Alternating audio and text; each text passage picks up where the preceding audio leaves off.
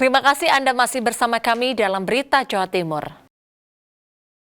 Seorang pria berusia 61 tahun di Ngawi tewas usai tercebur di sumur sedalam 25 meter di sekitar rumahnya.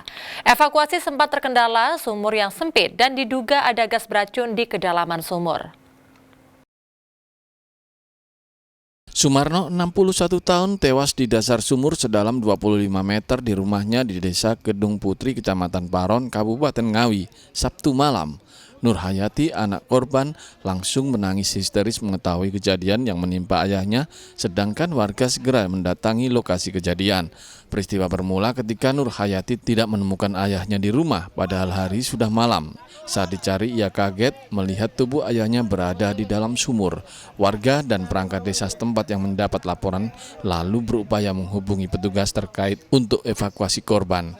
Menurut laporan dari warga sini, itu sekitar habis asar, itu kambingnya lepas. Jadi ngejar kambingnya, mau nangkap kambingnya. Terus? Di dekat sumur situ. Terus terpeleset tuh gimana, Pak? Ya itu belum perkiraan terpleset, soalnya sama kambingnya juga. Evakuasi sempat terkendala sumur yang sempit dan diduga ada gas beracun di dalam sumur.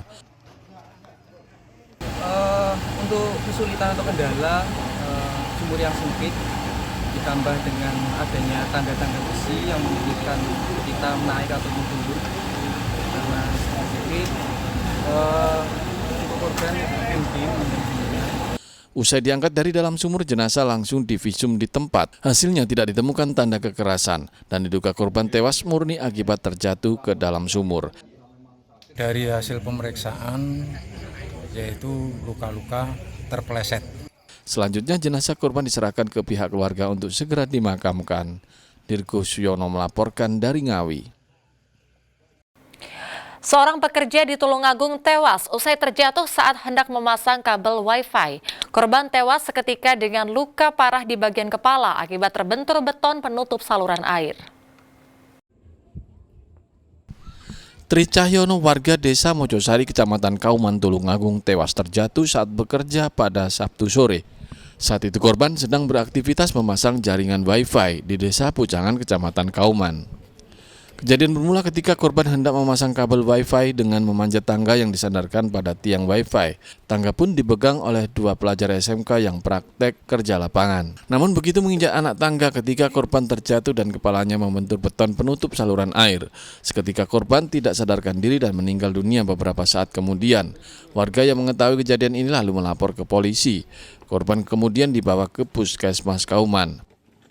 Kepalanya terbentur cor-coran di kepalanya. Sekitar jam berapa tadi kejadiannya? jam 3 Ada berapa orang yang mengerjakan yang kerja wifi? pasang wifi orang 4 Orang 4. Yang manjat 1, ya yang megang 2 megang yang 2. 1 duduk sini.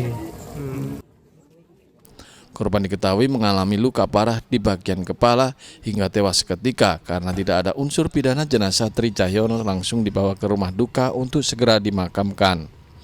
Danu Sukendro melaporkan dari Tulungagung.